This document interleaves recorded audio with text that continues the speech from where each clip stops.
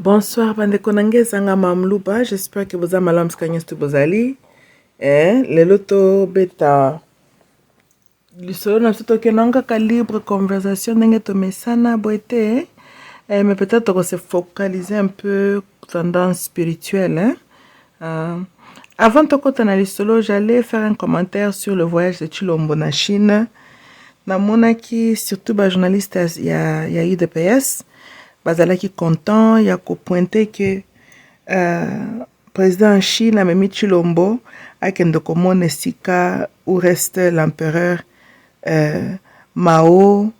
Bazalaki fier à Kolobandenge ba chinois ba maki Chilombo na ba centre culturel na bango et tout. C'est bien bon, là je ne donne pas tort aux Chinois. Ils ont fait oyo ba tout normal, normalement ba salaka. Mais batabayi de pesoyo. Boyo kasoni non. Macron est venu à une visite officielle là-bas na DRC. Qu'est-ce que vous avez fait? Bozibo confié na maboko ya Fali Ipupa akendoko lakisa ye héritage ya sika. Tokoma nango ba pede moko bona bandal. Bwete. Parce que au Congo là-bas, tozana ba artiste te, tozana ba artisan te. Le Congo n'a rien à offrir, à présenter à ses visiteurs à part groupe ba pede moko boye bazala kana bandal. Boite na utiliser UDPS mezaka UDPS teza nature tendance pe na biso ba congolais. Tolingi konvier biloko libanda mingi to pesa importance na o ya biso moko te. Bomoni bizaleli wana nde salaka ke même bakoko na biso ba abandonnaka leur spiritualité pour na kokende koyamba spiritualité ba étranger. Tozolanda na yetsa kabino chaque fois que ebando konanga to partage que mutu soki spiritualité na yo eza déséquilibré, tu es nul. Tu peux avoir toute l'intelligence académique, ce n'est que ça, intelligence académique. Hein? Mais la vraie intelligence doit être dans la dimension supérieure. Et là, l'homme doit se réconcilier avec son aspect spirituel. Until l'être humain fonctionne dans la dimension élevée, dans le langage simple, l'obiboy.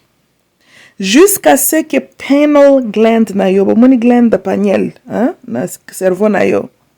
Jusqu'à ce que gland doit fungomi complètement. Tu resteras servant, submissif, un esclave.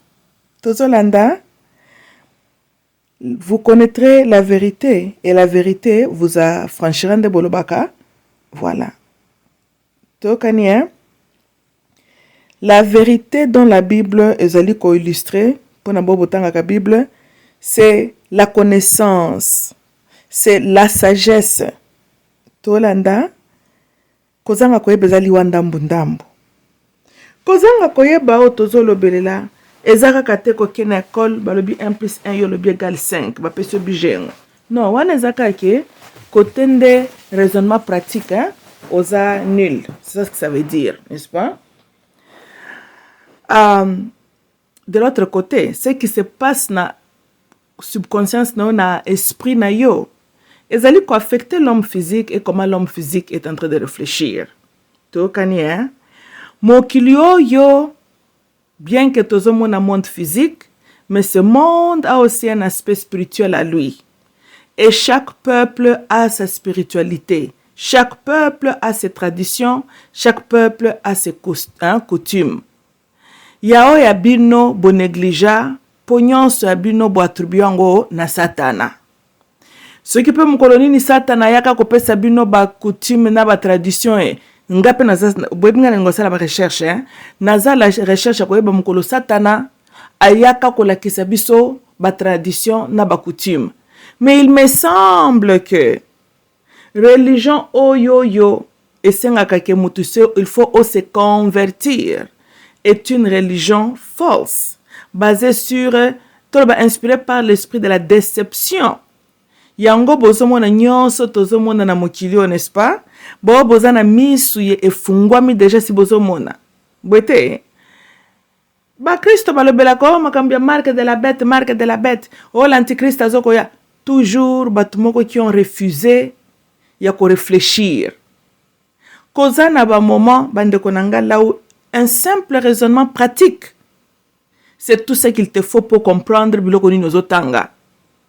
Koza pe na moment un esprit de discernement est vital.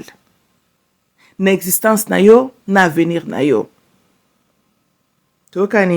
So, l'homme ne peut pas seulement se brancher avec l'intelligence, l'homme ne peut pas se brancher avec la spiritualité, c'est à toi de trouver point où on a équilibre parfait. Tolanda. And so, nous avons été programmés. Il y a qu'à estimer nos capacités, ce que nous sommes. Et puis, pourquoi nous sommes simbaka? Mukolo yo tokendaka ko se soumettre devant l'ordre spirituel à Dieu étranger. Nde mukolo pe l'homme noir a perdaka oyaye puissance spirituelle. Teokani ONU a lobby seul peuple qui n'a pas un nom propre à son Dieu, c'est le peuple noir. Il y a une vérité en cela. Oh bengaye Seigneur, oh Dieu, oh ndenge na kaka mikolo bokoma ko benga soki pe Elohim, Yahweh, nyoso wana koko no ayebisa ko kombo nzambe na yo, ezalaki ba kombo no ezoloba. Na lobite ke kombo eza mauvais ou mal, mais ça souligne que on t'avait appris que le nom de Dieu est Yahweh, ezali Jéhovah, eza biloko nyonso bolo bakawana. Ça on t'a appris cela parce que koko no benga ki na ba kombo wana te. C'est comme Congola la moukia de sta comme PD. Ça c'est un choix. C'est une habitude appris. Qui PD et ça na ADN na ote. Hein? Faut pas to kendo loko taka ba makambo na biso de gauche droite, to aka kwa tribu ya Kango na o eza tradition bobo non. To kani bon tradition qui PD zalaka. Tradition qui buzo bezalaka. And so comme j'ai dit, ce qui mitu na biso sala il fallait que tozala gêner que chilombake na mboka ya baninga kuna bango balakisi biloko zo sala fierté ya Chine. À notre tour, Macron tango ayaki na Zaïre kuna na Congo DRC, boke kolakisa ende ba PD na bandal. Et puis ce qui m'étonne, okoyoka ba Congolais ba bio culture na biso zo kende na kokufa, culture wa peke na kokufa. Ce qui va péder moko boye carrière na bango zo sila. Yo ki soucia nini? Hein? Ok. Ce groupe va péder moko boye carrière na bango zo kende na kosila. Yo zo ka soucia nini? Ki pédo na culture na biso? Oh. Ba na deux choix. Soit la nature yango moko esilisi bango carrière, to ba ke kuna na Europe bisika makamango utela ki ba ke no sala yango kuna be na Moyen-Orient. Po bara bana pe bazaka ba péder moko wasakana te. Il peut donc un PD a le choix d'aller là-bas dans des pays arabes, bien que kuna kozala en cachette, ou bien qu'en Europe, c'est kabandi makabala kisango. Pour ne pas composer ce babiloko, couture, quelle couture? C'est pas coutume. Tolanda. Et puis, na ibsabino même fois que religion ba Christo, ezala ki religion fausse. Tokani. Well, ça demande un esprit ouvert, un esprit de discernement pour nous comprendre. Depuis na banjo belabino que religion yo, c'est elle-même l'esprit de la grande déception. C'est cette religion pour mon christianisme oyo. Tokani. Comment on peut expliquer que Bible est bêtement solo arc-en-ciel, right? Comme symbole ya kenzamba pesi la terre miséricordia qui a kofla de l'issus mokilité. Tina ndenge ba pede bazo konction ya ko defa emblème o izana kati ya Bible po ba komisa ngolo la logo na bango ya ba pede. Où était l'église pour protester? Où était l'église pour contester? Teokani agenda ya ba globaliste, agenda ya bato ba dirijaka mokili. Même cette histoire en plein rôle ya ba homosexualité tozomona, ça fait partie de cet agenda là. Ma agenda bandaki ka bwembala moko to comme komona ngo boité. Et loko tout ezakane bandele bandaka mukem ke ba tester bino, n'est-ce pas? Donc toko bête ba marche en arrière. Quand les homosexuels ont pris symbole ya arc-en-ciel comme logo na bango. Où était l'église pour s'énerver? Na banza kutu Yesu Kristo ndenge bote ya kabiso, ake na temple, akuti batu bazo la commerce kuna Yesu asiliki, apanzi biloko na bango alobi bazali ko defile ndako tata na ye. Où était la colère de l'église? Na simplifié makambo boy. Pourquoi ba pede ba ponaki symbole venant de Coran te? Ba utilisant comme logo na bango. Po ba ko batu ya ba muslim bazat ba protéger ka religion na bango na ndinga tembete. Mais quand on sali satan Mahomet na bango na ba blague, au moins nde ba ko déclarer le fatwa, ce qui peut fatwa, ce qui peut fatwa, oko lapa. Tout ça landa, pour eux, bazo ko croire dans leur religion, alors oko ko sakana na makomi ya Coran na bango na te. Mais quant aux chrétiens, bato ba meki bino ba la kisi bino très clair que votre religion en fait zakalié munene ya antichrist tala agenda antichrist très bien lié avec votre religion là. Pour l'agenda ici nocturne ya bato yo batengama le corrompu, pour nini ba ezo ki symbole euta na bouddhisme te na islam te ba monela kaka christianisme parce que ba yebaki que la fondation de cette nouvelle religion n'était rien d'autre qu'une extension ya vision na bango. Yango bomoni l'église comme elle était déjà corrompue. Quand ces homosexuels bandi ko utiliser arc-en-ciel comme leur logo, église protestakate, église fandinière. Lelo ceux qui n'ont qui pasteur azoko prétendre ko critiquer les homosexuels, quelle hypocrisie! Et bon, toleleka tolamuki ba pede ba décider ba bala na basala nyos ba sala, ça a commencé depuis. Mais bon, le combat infer quand c'est encore chaud, n'est-ce pas? Dès le commencement, quand on vous a testé, battre la limite, c'était là le moment il fallait que vous les mabo condamné. Tout ça l'église est qui mam et le pauvre écoute chrétien, ba chrétien tous les jours, bino bon bino esprit ya agneau immolé. Bino partout ba memaka bino ndebisika bokendaka so ba memno na slaughterhouse boke kuna pe bakenda ko dégorger bino bongo bino bo revendiquer ka eloko malonga te bosubo yoga chrétien normal a telema zo questionner buso ba la kisaka na église boka ko ba memet so ba bito kena golgoto to kenda ko lapider bino kuna bokende to kena bino place bokende. C'est comme ça que les chrétiens sont ba brebis immolés to landa ndena zo ba ke bomoni complot batwana. Allez, si quand tu as l'église, tu as embrouillé ce qu'on bat. Oh, préparez-vous, le Christ vient bientôt. Oh, antichrist azoya. Mais makambo yo ezala ki déjà zoko sala manankuku. Et puis bande ki déjà ko zo en plaire. Tozolanda, c'était à la vue de l'église. Na fon la ka parenthèse mukie na genre ya musique otobenga gospel. Hein? I remember ponga na koli na ba 90s na mwana ba 1900 donc toba na botam na 78 mais na koli là où j'ai une conscience ba souvenir et tout to kotia ba 80 années 90 na ba année nanga ya bu jeunesse bote. So pour ceux qui se souviennent bozemba par exemple tant Kirk Franklin na bimaka non back in the 90s tant bimaka na album na ya Silver or Gold right aina style na ko rapper choral bazoko yemba muto aza normal pouvait sentir que muto yo n'avait pas l'esprit de Dieu en lui. Tu l'as dit, hein? Quelle était l'attitude de l'église? Oh, et cette génération sika, essentielle, c'est leur manière de glorifier. Bon, moi, de bateau, bazalaka ruisé, très ruisé, hein? Moukete, tolali tolamuki, biso toyo kota na bane 2000, non? Tolala tolamuki, to mona kaka Kirk Franklin na MTV, à la tirobe, a tieri biso ba talon, na rouge en lèvres. Hein? Tolanda, voici. Mais, si on compte na YouTube, on va critiquer, oui. Mais, depuis 1993, 1994, tant que il n'avait pas l'esprit de Dieu en lui. Si on mona mutu, azoko yemba babiloko na ye, o sentir onction te. Tolanda. Mais, pourquoi est-ce que les chrétiens, quand l'église n'avait pas discerné dès le départ, que mutu a aventurier historique? Parce que la plupart des gens qui se disent sont des chrétiens, en fait, basona kananzambe kala. Bangona Saint-Esprit bazalaka personne non angrada. Bakuta nakate, basolo lakate. Tokani, hein? Et puis, on a un groupe, moussou, quoi, ba chrétien, o baza complice. Na agenda wana diabolique. Of course they know. Vos pasteurs savent ce qui se passe. Les petits chrétiens qui sont les brebis immolés, bobango bazana banka casualty of war. Tolanda. Lelo, to Monica Franklin na lumière mususu. Mais moi je dis, I'm not surprised.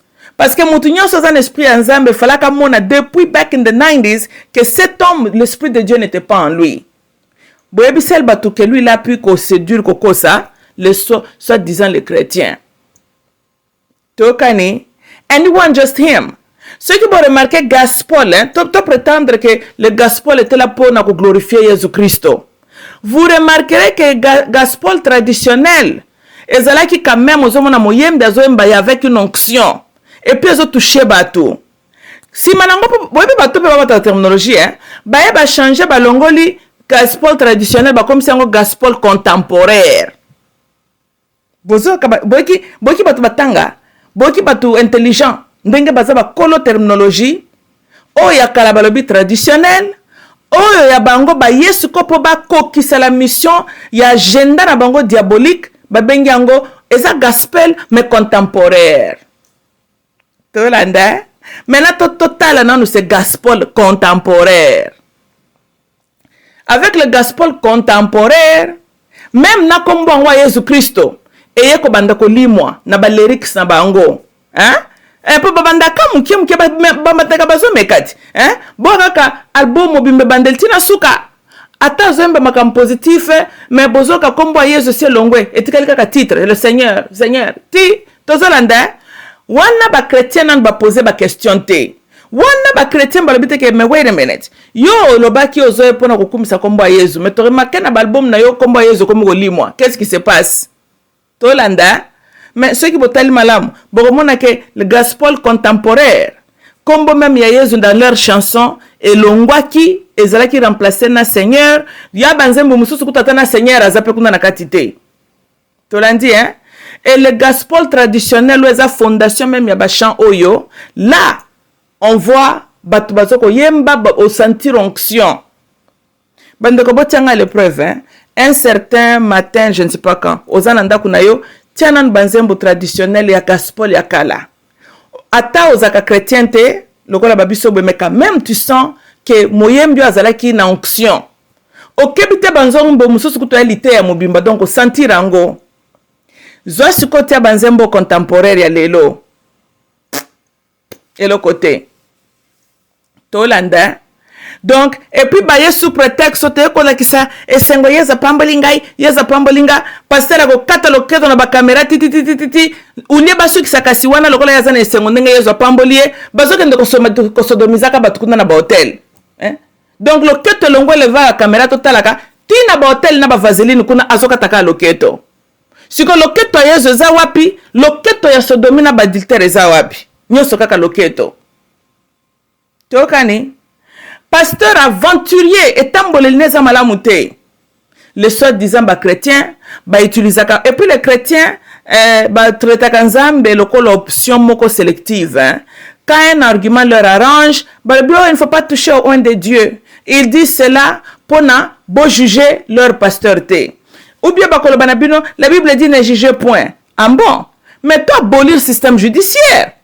Le jugement existe tous les jours. Mais dans la société, mais quand on a yibelo kwa mutu. Et bon, ce qu'on a sa procureur a jugé yoté parce que tout le monde est pécheur. Il faut être réaliste, vous les chrétiens. Nous avons le système judiciaire et le système que nous avons pour juger Kutubatu. N'est-ce pas? Maintenant, on est à côté de la légalité. Mais toza na morale nzamba pesi biso. Muto atengama s'éloigner na bon sens. Bolingi ko critiquer yete, ou ceux qui vont critiquer c'est de juger. Bien sûr on juge. Jugement est appelé une manière ya ko discerner aussi loko. Toza landa. Ce que tu as le petit ko juger. To koyeba ka pe ko distinguer malam pena mabete. Qu'est-ce qui est tolérable, qu'est-ce qui n'est pas acceptable? On doit juger toujours. Ma bezalaka ko préjuger moutouna na poser acte te. Mais kozana bato basi balakisa biso ce qu'ils sont. Oh, ne touchez pas moi. Ouais. Ceux qui pensent que nous avons un bango mo colonie, bango mo ko ba yebi. Mais ngai na yebi pour ba qu'on reconnaît l'arbre par ses fruits. Hein. D'après ce que moi je sache, hein. En tout cas, nzambe na ba pasteur oyo ba yebanité. Saint-Esprit na bango bazala kapenza na embargo historique. Bakuta na kakutute. Tolanda, le pasteur des votants ici là, bango na présence nzambe baza le bienvenuité. Nzambe pe ayaka pe na babiloko na bino wana te. Vous n'avez qu'à poser la question à vos pasteurs jusqu'au bosambe la kanani. Parce que ce n'est pas le Dieu là ndenge bino bokanisaka. Bango mo baye basambe la kanani. Mais eloko étonnante ezali que toza na biologie moko boya nous hein. Il y a qu'à embrasser tout ce qui est étranger. Il y a des Chinois, to beti maboko, to sepeli pour eux. Biso toza na bartisan, toza na batumoko talentueux na Congo wana, toza landa, mais mitema mabe, il y a des dirigeants, il y a Congo, bakoki ko sala eloko tepo na ba bimisa bartisan wana ba exposer le talent congolais à la vue du monde. Kenya pamboyo. Okomona basala ka ba festival international, tous les artisans baye bazola ki sa leur main d'œuvre. Na Congolais zaka très créatif hein. Toza na ba grand artiste artisan na kati ya Congo wana. Mais opportunité base à l'exposer misala na bango bima ezate. Tolanda tokumisa ko de 20 a dessinaka elongia Yezu na complot basala kuna a dessiner biso Yezu. Ok, il avait la conception puis a dessiner biso Yezu ya mundele. Biso kuna na Congo toza na artiste était capable de dessiner. Hein? Bomoni ke complicité diventi ezalaki na autorité ya kuna Vatican, n'est-ce pas? Biso li ata ba gouvernement ba débloquer kambongo pona ko encourager ba artiste na biso wana. Muto misala maboko na Congo ba mona ke pamba. Muto zo sala ba sculpture ya art qui restera notre signature, ça fait partie ya ba histoire na biso. Mais batora bazala ka négliger. Au côté un grand artiste mais c'est un pauvre. Tu l'as dit? Mais na ba mindelo comme na ba tableau moko kuto zangatina. Oko kende na ba auction bo $3,000 ete kame. Congolais ko ki betele yo mama na tableau. Na peu de temps. Po ba futa ta $100 pona msala ne wana ezali kambo. Nde bozo mona ba œuvre d'art ya batu mususu emona na kanamisu ya batu. Le Congolais ya bango eza étouffé. Batali boso ba pesa ka bango opportunité te ezan ba gouvernement. Et pour le reste ba Congolais baza entraîné d'envier ce qui est européen, ce qui est étranger, non pas que soutenir Ndekonaye. Tu vois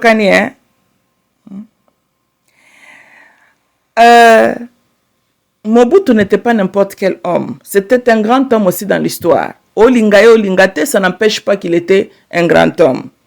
Imaginez-vous si seulement tozalaka na ba konzi moko bazata normal, ba IQ ezamo normal hein. Po bonyo so bazalaka na ba IQ na bango eza très très nassé. Ce qui bazalaki normal. Si balinga ki ba ya na ebembe ya Mobutu bakundi yango bia ba bongisi andra bato ba kundelie.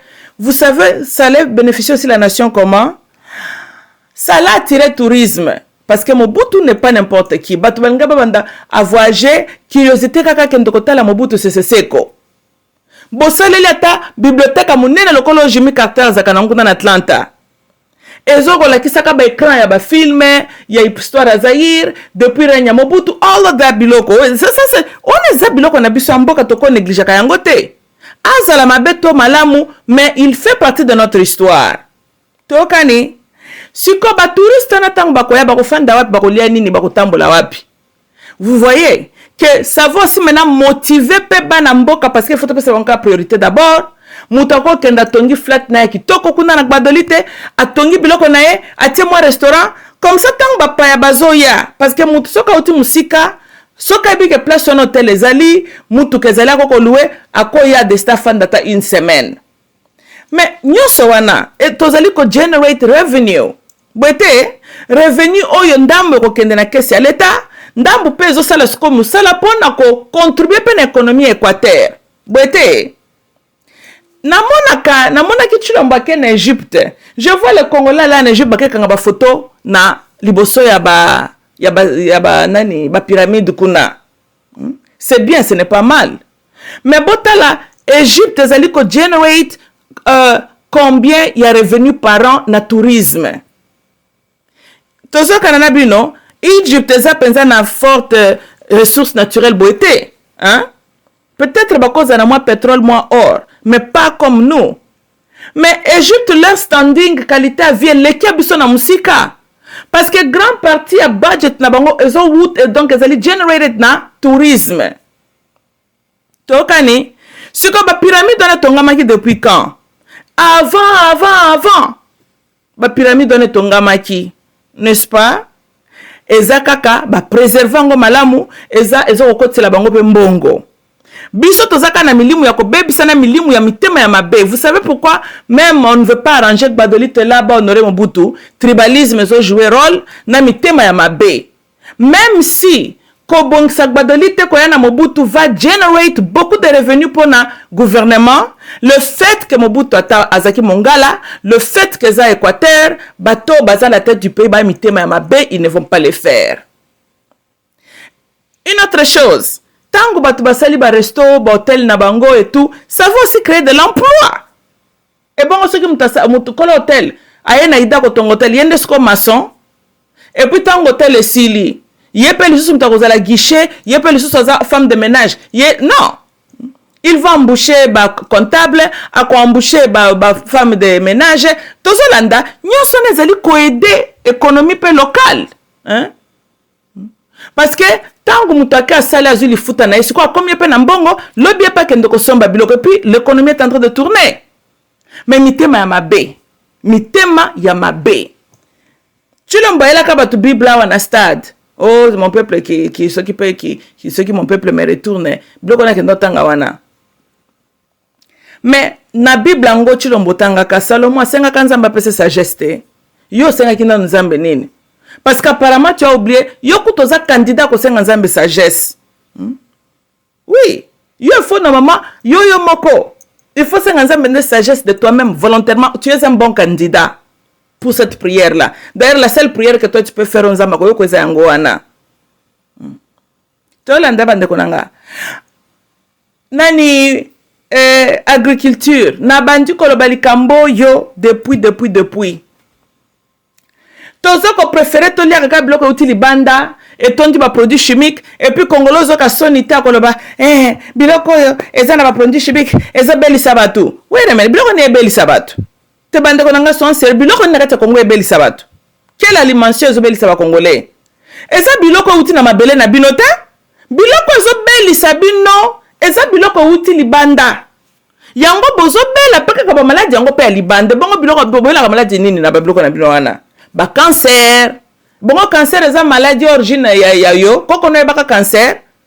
Yango tozata na kombo cancer ni na Lingala ni na Kikongo ni na Chiluba ni na Swahili. To cancer eza kaka ozolo bango cancer eza na lopototi. Lo bango siko na langue ya mboka na yo. Ça n'existe pas ko poko kono ebaka ngote. Mabelo na yo. Eza na qualité te ke yo lo na biloko yo bela cancer. Lobi ça ce n'est pas le cas.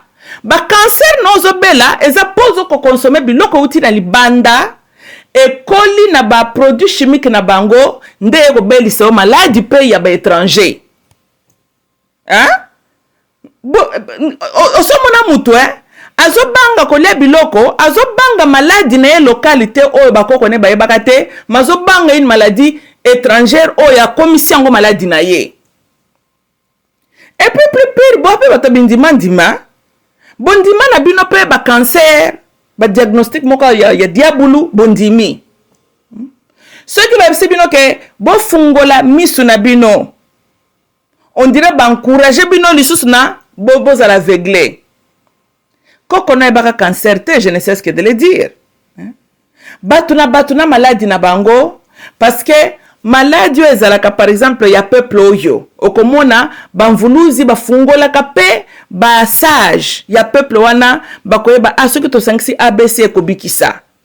Mais soko moni maladie moko ezo exister zo ko échapper bato ya mayele na kati na bino ba réfléchir ba soko comprendre maladie ote parce que ça a binoté. Et c'est le comment qu'on utilise qui peut wapi. Yango bato a mayele bazo comprendre angote. Alors ce que beli ba cancer na yo, alors que kuna na 51 super na CGA, super CHI, pour ba kendo ko tumba yo na chemotherapie. Et puis bon na kango lokumwe, Congolais alali la mukina kati ya mboka na ye, bisika la nourriture tout était fertile, atondi sinzo tonai na ba produits toxiques. Comme ça, ce qu'on a cancer, à quelque na hôpital, bakendo ko bete ba rayon X. Comme ça, et bembene na kati cercle ko zala moyindo lokwa likala. Bon, si momona muto akufaka après nani chemotherapie nga zalaka. Bote nyonso zalaki nango boko reconnaître angote, bakota kuna na cercle tala muto akomi lokwa donc ba kauki nyonso. Po ba tumbi ya ko sakana te na ba chemotherapie wana. Même quand on qui bloque, on a tes ans à ADN, pour aller quand on adopte comme makamboza, bino te peut détruire bino, mais bokanga minango. Agriculture, oui, cause na ba agriculture, monsieur koko salama pour la consommation kaka yo na kati lopangu na yo. Mais nous sommes aussi à mesure, ya ko sala agriculture na niveau moko ele sala masse, non seulement dans le pays, et aussi à l'extérieur. Mais cela demande maintenant l'appui du gouvernement. Parce que Congolais ta mokota zana makoki pour ko sala plantation na bilanga sala nyonso na pona ko satisfaire ce genre de besoins. Parce que là ça devient même comme une compagnie. Il a besoin maintenant de travailleurs, azana besoin d'équipement. Gouvernement devait avoir les prêts en place pour nous prêter ba Congolais à boyer et puis le gouvernement devait avoir bourse en place. Pour nous pesa pe ba Congolais bazwa na ba idée. Boité. Et puis ko créer les sources de l'emploi, bobomi pe chômage et puis azali ko generate ressources les sources na ni revenu na mboka. Non seulement à niveau national, aussi international. Et bon autant ba chinois batinda ka balos na bango ba yasmine na partout dans le monde. Si revenu ozongela pe bango. Tolanda, Chine mati makasi mingi ezaki na nzela nda commerce. Ndelo ko mati si Chine. Bongo Chine a produit azana bilanga kuna to azana ba matière première. Eza nzela commerce nde tomboli penza Chine. Tolanda. Mais nous sommes capables de produire ba biloko. Et le made in DRC et plutôt présentant ngona mokili. Mais toza na ba goigoi moko boye baya ba nganza melibiso na mitu ya mboka po bayi baka. Bande ngai je continue à donner tort na bino moko nano parce que to matoto kita président azali une représentation ya peuple na ye. Quelque part on vous a dit que votre niveau c'est Chilombo. Et puis ce qui n'a tali ba réflexion na bino. Deux fois, j'ai dit que oui, effectivement, ce peuple mérite Chilombo. Dernièrement, wa Chilombo outi na Kasai. Na moni ba journaliste na ye ba flatteur. Ya IDPS. Ba lobi na biso, bon, l'histoire de Zokende Boya. Chilombo apparemment kendaki kuna na Kasai na cortège présidentiel. Et puis ba dévier chemin. Itinéraire na bango ba dévier ango. Nzela sko bazwaki il y avait beaucoup de poto-poto. Mituke kangamakate, mituke kangami. Alors, c'est que Chilombo a quitté na makolo, abando kotambola na bapotopoto wana, ba villageois bayaki koyambaye, ba villageois pas dans le sens ko finga mais les gens du village, ba ko accueillir et puis ba PCP kiti afandi, azaki na t-shirt ya pembe, aoso na bango. Yoka bata IDPS, un président boboto, il faut to sambela nzamba batela ye, vraiment ça simple, nani to mona boete, Congolais, Congolais, Congolais. Congolais. Peuple yo. Yango boza soit envoûtement. Vous êtes maudits. Parce que niveau qui vous zobotoza nango n'est plus normal. Ngaina tu na boy. To décortiquer nan dikamboy. So, Chilombo, ye azokende ko conclure mandat na liboso, n'est-ce pas? A détourner bambongo même il fallait qu'il kotonga babalabala na Kasai. Boete. Batouana ceux qui balabala nezandengona parce que baza délaissé. Tout bon mouyibi qui se respecte a détourné bambongo ya kobongisa balabala wana. Batouana ça c'est leur état de vivre tous les jours. Batambola kana bapotopoto wana. Voici un monsieur qui se présente à Yebi Passi Abatuanate, mais du moins il est au courant qu'il n'y a pas de route, il y a Malonga Nakati Mbujimaï. Aïe, pour se moquer de vous, à quitter Tambola na Potopoto. Mais il y a Tambola na Potopoto, bien que Tambola na Potopoto tous les jours. Donc il y a Tambola na Potopoto, c'est ça ce qui lui rend maintenant moi dans Zambé.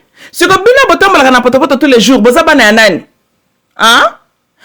Pour azaki na t-shirt afandi à la simplicité mais bino qualité vina bino mes frères et sœurs en Mbujimaï et ça qualité anine il y a vu une simplicité qu'on vous a imposé n'est-ce pas est-ce que là qu'est-ce que beaucoup ba na Nzambe hein n'est-ce pas que dans votre temps misérable wana bo continuer que ndoko kelongi na Nzambe chaque dimanche comment mutozela kana malamu aye et puis pona ko flatter bino hein pour ne tenter que bon image naie à qui pour se moquer de vous allez beaucoup bolobio ah mutema malam non mutema malam l'amour est un verbe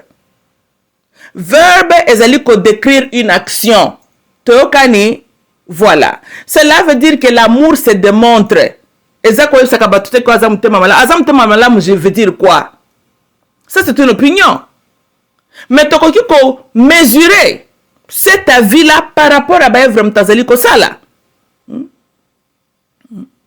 Presque 5 ans au pouvoir. Ayebi Mibe Kangama, Akei Nakasai quelquefois, Ayebi conditions à Nakasai, ma bête en opé Karaka Kanenge Bazo Salawana, n'est-ce pas? Et comme ce jour-là, il s'est décidé, à Kangami Naye, Ndabimi. Qu'est-ce que Nabalabala a tongé la Kibatuti?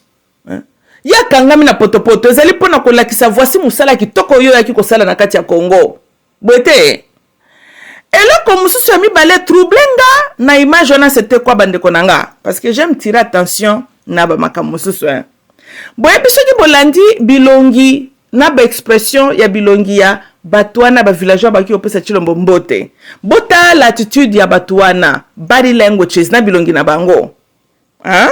Si vous beta film, bozonga sima. Na quand les Belges étaient au Congo, bazoko nyonga bakoko na biso. Prenez les deux images, botiango pièce contre pièce. Vous allez voir même expression, même body language, même attitude. Je vais dire quoi?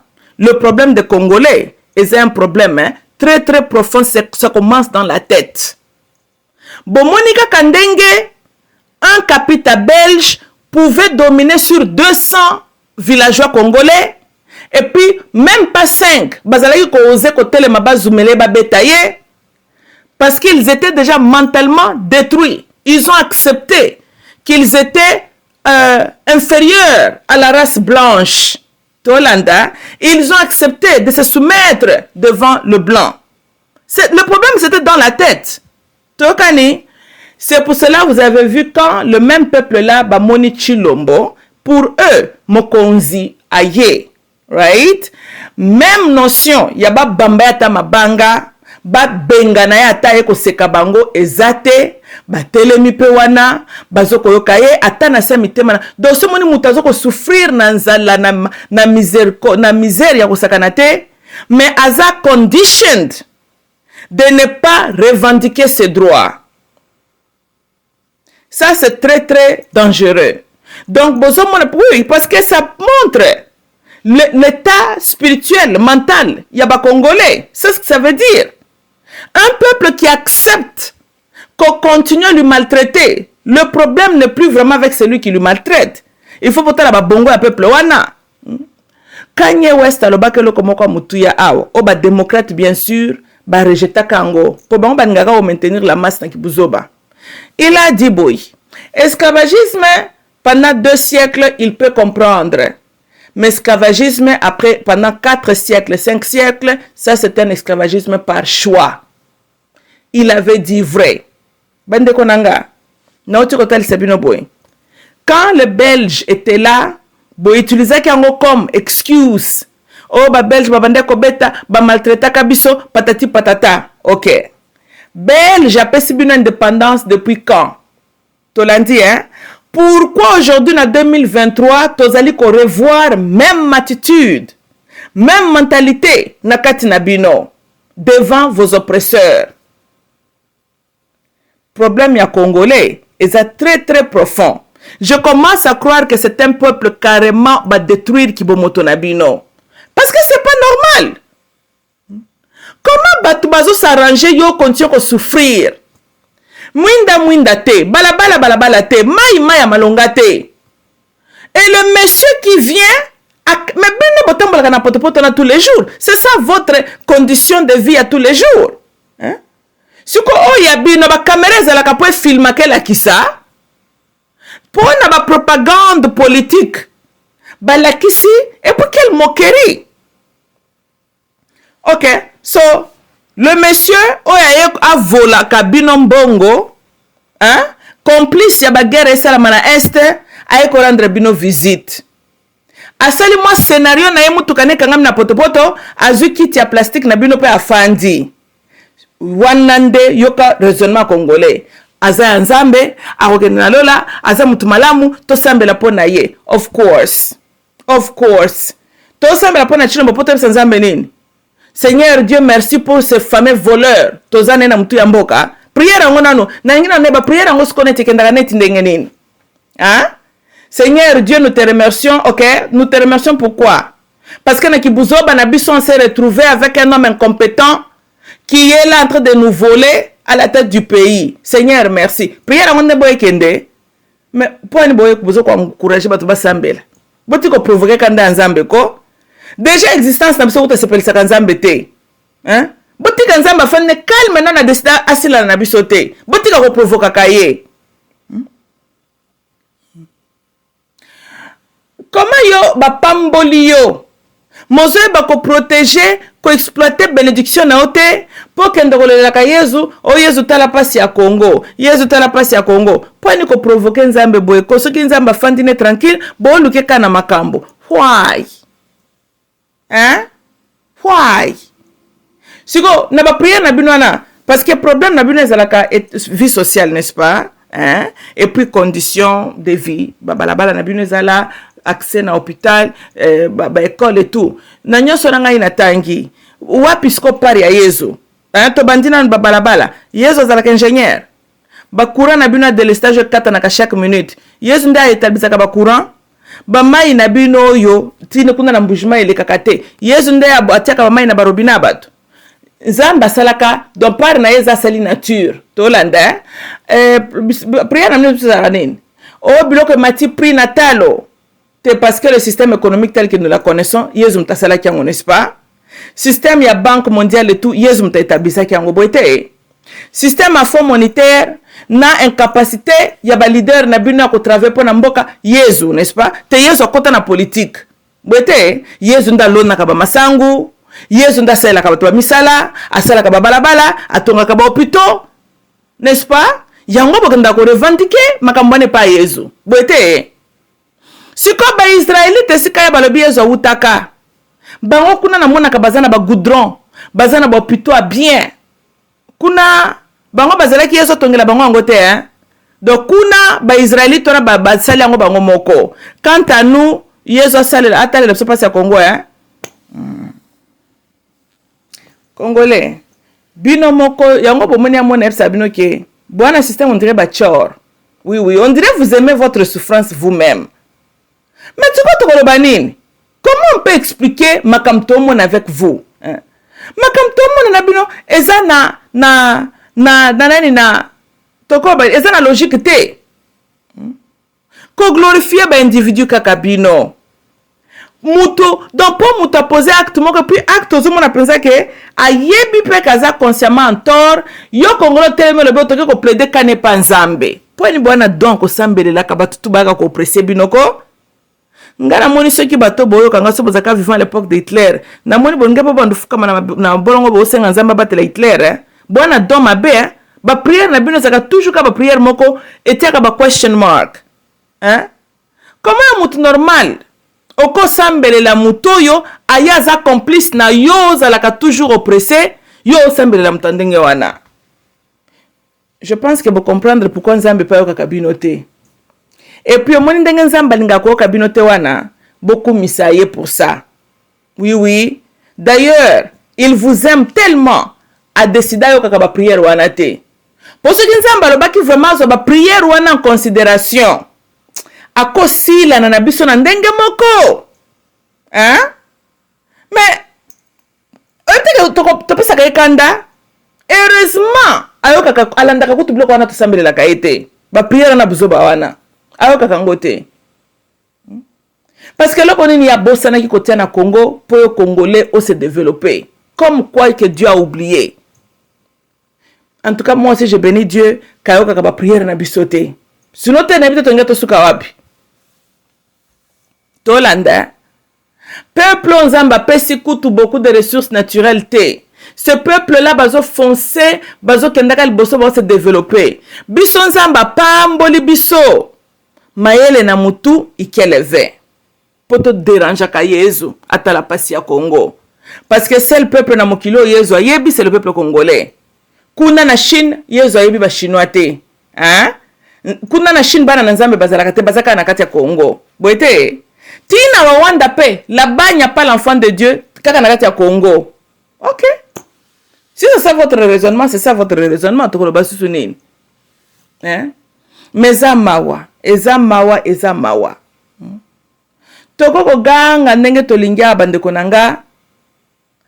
La vraie libération, indépendance commence d'abord en toi-même. Réellement voir Christ en toi.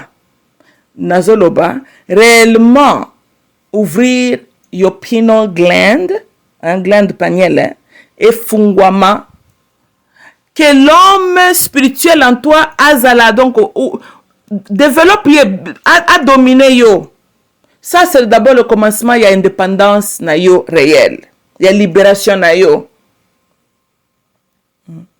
Mental ya mutu soko zaka ke esclave oza endoctriné. Ata ba pesi $1 million okosala nango eloko moko te. Tolandi hein? En fait okosala nango eloko moko eza meaningful te. Mais natalisi bino boy.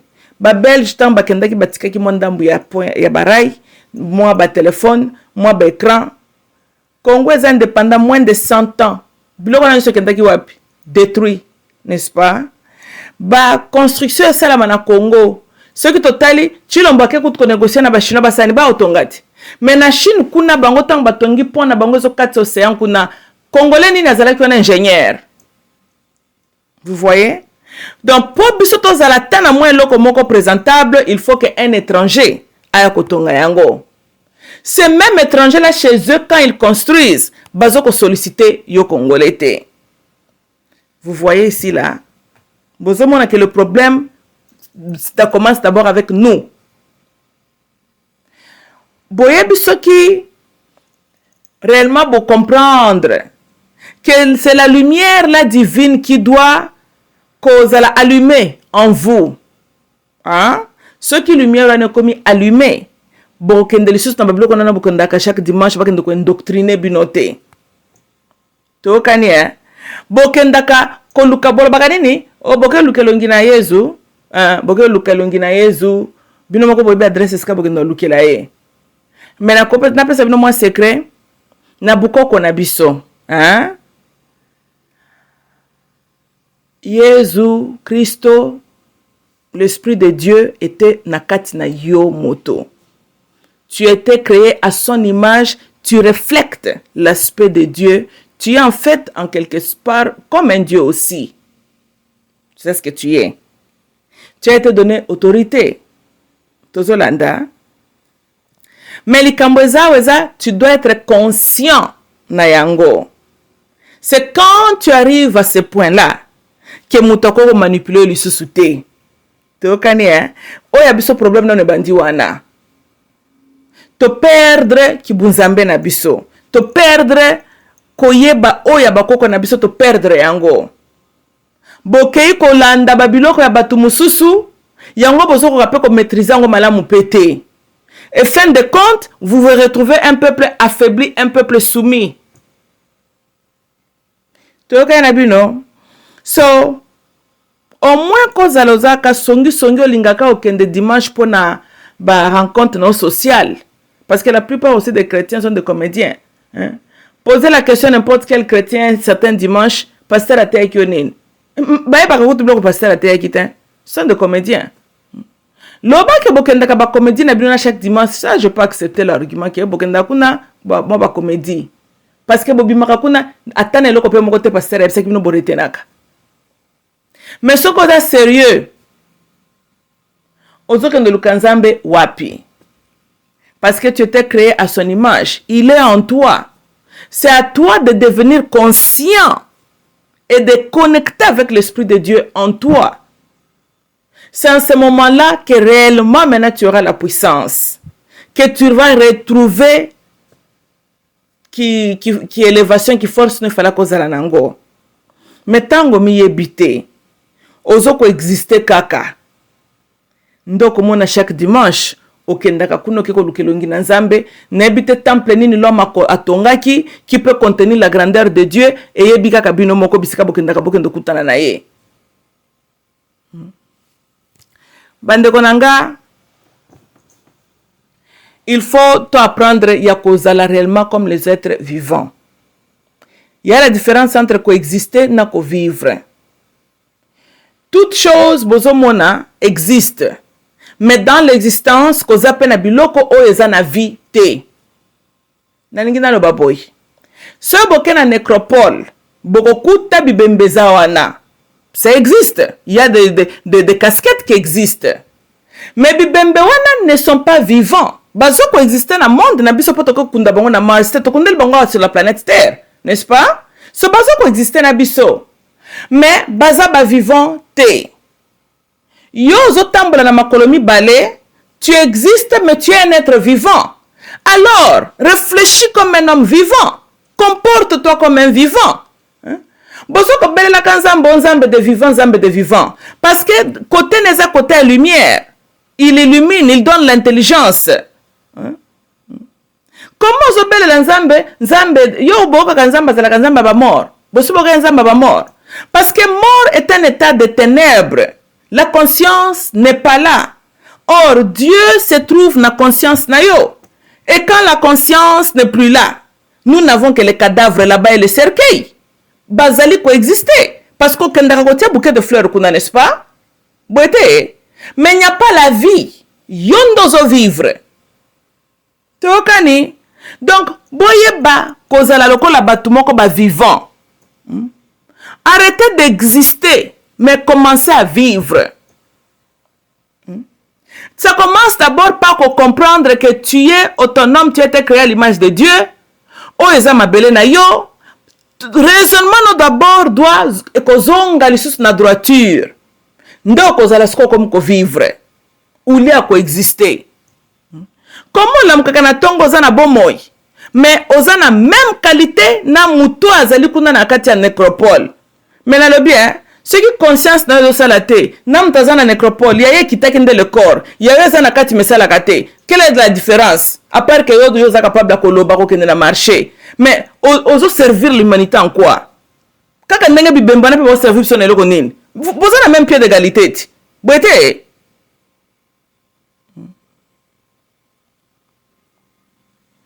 Yango bande konanga nazali kosenga na biso lisusu. Bosa l'effort. Hein?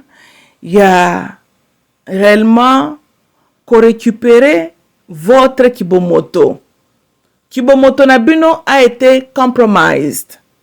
Yango tozomona o tozomona. Toyoka na bino. Arrêtez de glorifier les individus.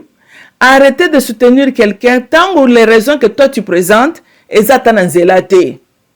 Ce n'est pas parce que mutu abendi ki tia fandi na ba poto yo fanda kana tous les jours. Mutu anaza na position, il avait 5 ans. Yakobongi sabalabala na il ne l'a pas fait. Un jour il vient là pour se moquer de toi. Yo lobi azaya nzambe. Mais yo mutu fanda kana parce que kitu na chilombo mtavoyaje kinango tezaka ya baloko wanati. Do yo mutu fanda kana kitu na ba poto wana. Yo za nzambe te. Makamamulu ba loba yango. Tokani. Guerre wana est. Guerre des intérêts. Toyoka na bino. Soki chilombo aza na posa guerre wana sile kosila. Nayoka ki raisonnement bato IDPS, majorité sont toujours les chrétiens comme leur président. Oh guerre est chilombo mtabandaki yango te. Yoka raisonnement ya bato. Bato motindo yo. nde balingi ba diriger Congo. Boki raisonnement mutu. Na simplifier yango, hein? Yo za na ndako na yo, na kati ya ndako wana, tu as tes biens qui te sont précieux, y compris ba photo, ba mémoire et tout, c'est ta maison, right? Mopaya, un jour aye kotala yo, mopaya to ebite ce qui explose accident, pouf ndako na yo inferno, moto epeli. Loba nanga indeko, yo kosala nini? Okotele mo bando pointe musapi, ke yo muto sala ki fe wana te utie pa ya mopaya, to soko za mutu normal, tu vas chercher ya ko sauver, ko éternuer fe wana. To landa. Maintenant, tot kende nano na angle ke, moyete, inferno, consommer biloko nyos. Mopaya wana, qu'est-ce qu'il ne peut que faire? C'est de te demander le pardon. Ako koloba ke bon, comme ça na ko banda ko futa yo, pona, ndenge nda kuno tumbami, n'est-ce pas? Mais il y a certaines choses qui étaient dans cette maison-là que même l'argent ne peut pas l'acheter. Ba photo, par exemple, il y a banana yo, il y a coco na yo, il y a des souvenirs que tu as créés dans cette maison-là, que l'argent ne peut plus remplacer. All the memories, et qu'il y a un inferno. Boum, et qu'il y a. Tu vois, so, tu vois, tant qu'on permettre ndakwane zika, bien que yo te muto obandaki inferno wana, yondo ko perdre ko lukakutu muto abandaki yango. Parce que c'est ta maison à toi, na kati wana kozana babiloko koko somba na mbongo, na biloko koko somba na mbongo te. Tolanda, toute chose dans la vie on ne peut pas remplacer. Comme on ne peut plus reculer la main des temps, right? Le mémoire que tu as créé, par exemple, dans un événement moko spécial, au kangaki ba photo tie wana na cadre. That's it. Pokozongi sa lusu subatunyo na simate, bo bandela su photo na, that's it, it's gone. Bwete, tozo ndako na skolo la Congo. Na kati ya Congo, tozana ba, nyoso toko kozala nango, right? Mais, ba paya ba ye, ba pelise libiso moto na mboka. Bwete, et nous sommes par exemple devant phénomène l'innocence perdue na kati ya DRC. Bana oyo ya biso. Oyo kibumwana na bango a été carrément volé. Bana oyo ulie basakana na bal bazala bana. Bamoni ba guerre, bamoni ba makila ya batu, bamoni makambo ne fallait pas bamona. Mituna bango comme embrouillé, l'innocence volée. L'innocence donc on les a arrachés de leur innocence. Lobelangai, ata le loto lobi na ba multinationaux ba réparer avec les DRC. Les années perdues ya bana wana. Montant mbongo oyo kozong sango eza combien? Chaque chose n'est pas attaché na value of the dollar. Toka na bino, perte eza ya biso. Donc, okoko robateko, guerre wana, Paul Laurent, po ebandaki vers la fin règne Mobutu, Paul Laurent, ça ne change pas que Congo eza lokola ndaku na biso et na kati wana, y a des mémoires, y a souvenirs biloko précieuses à nous. Et que ce qui ndaku est complètement inferno, bisonde tozali ba grand perdant. Mupayaza mupaya veut dire qu'il a un chez lui. Akokendaka. Ata le bien bandako tindela ko mbongo. Mais c'est que toi tu aurais perdu. Mbongo ata moko ko remplacer ngote. Oyo biso tozali ko perdre na kati ya DRC. Même montant moko te réparation et ko récupérer yango. Tozolanda. Alors, kolobana batukeo, guerre wana este, chilombo mtabandaki yango te, mais il est le président. Andimaki kozala président. Ayebaki kemboke zalaki en guerre. Et nous sommes devant une crise. Devant une crise, batala kate yondo bandaki moto. Pendant que yozo disite yondo bandaki moto, bomonte ke flamme zo pela kunanda ko ike yozo zika. C'est ça la différence entre l'intelligence na bourrique. Un bourrique qui se respecte ne sait pas quoi juger qu'est-ce qui est important, qu'est-ce qui n'est pas encore important. Ça, ce sont des réflexes et un bourrico. Et batu ya ba raisonnement ndenge wana nde baza trop attaché na Chilombo. Chilombo alingi kozala attaché na bato ba raisonnement kota wa mpese mingi.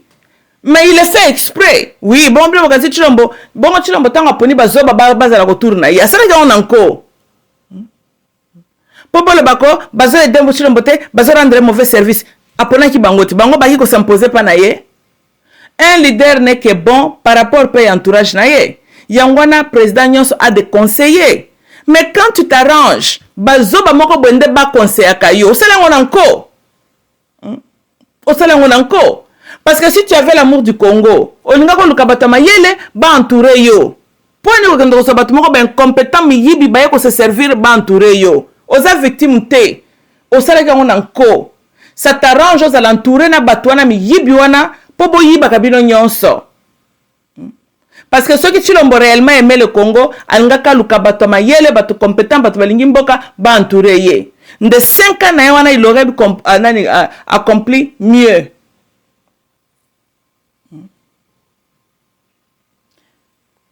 Il s'est entouré na bato, il a se sentir à l'aise avec. Hein? Parce que basé de même morale. Croyez-vous moi, Mutoyo, aza na même morale na Chilombo ne peut pas être na cercle na ye. Hein? Et ceux qui t'ont taxé qu'entourage de Chilombo ba mala mute ba mi yibi, well, il est à l'aise avec ces gens-là. Donc, eza moral na bango baza de même morale. Et moral wana izo ko arranger au peuple congolais en quoi? Paul Kagame azape na loko moko malonga lobaka lobi problème à DRC botika kotiela kango Rwanda. Problème à DRC ezali bango na gouvernement na bango. Paul Kagame est un assassin. Mais il y a aussi la vérité dans ce qu'il a dit. Que guerre ya Congo est en complicité aussi avec les autorités congolaises. Et quant à vous, ma peuple, et là, comme vous l'ingéla Chilombo, parce que Kombo neza Tshisekedi, tala ba critère. Maintenant, un tel peuple, qui hypothèque son avenir, parce que Moutumoko azana Kombo moko boye. Eh ben, ngai na tuni suko bosse la mantaka pourquoi? Non, vous avez voulu. Bolbakinin, kenko ya bota kankoi, n'est-ce pas? Ok. Abote libinon koi, atike libinon koi. Bon, vous faites un koi, il ne faut pas vous lamenter. Hein? Botiko déranger Yezu. A se pela kana ba prière na binote. Tolanda, a se pela kana ngote. Au moins, ce qui n'est pas si Yezu ke, nzambe pesanga formule mathématique ndengo pesaka Noah. Nasala babalabala na mboka na ngai. Là Dieu va te l'accorder. Pour wana moni ozo sala la bongo et puis ozo senga eloko moko ko bénéficier nango société. Mais ko kendo ko sala mantako yezu tala pasi ya Congo botika bandeko na ngai toza déjà na litige na nzambe ndenge tozala ka boy. Mapambola ki biso na mboka moko tozo bata ko bongisa ngote. Déjà litige non? Ah. Botika ka ba prière wana sinon tem comme ça nzamba ko silikela biso mabe c'est embêtant ba prière wana ezo ko embêter ye. Ça, je vous le dis. Ba prière en azamba se prend ngote. Hein? And so, quand tu as tambujmai, loko la bino, mutaro kende pa inanzambe, eza po azu kiti ya plastique afandi na ba poto na ba balabala esika yena ba camarade ne ba détourna ka bambongo kotonga, bino bolobi ke yangwana za mwana na nzambe, ah, c'est votre choix. Alors, bino moko boyebi wapaza nzambe wapaza satana boyete beaucoup misamutu na bino wana en tout cas ya mama mingi okay bande konanga ezalaki nga mamuluba I love you all bye bye.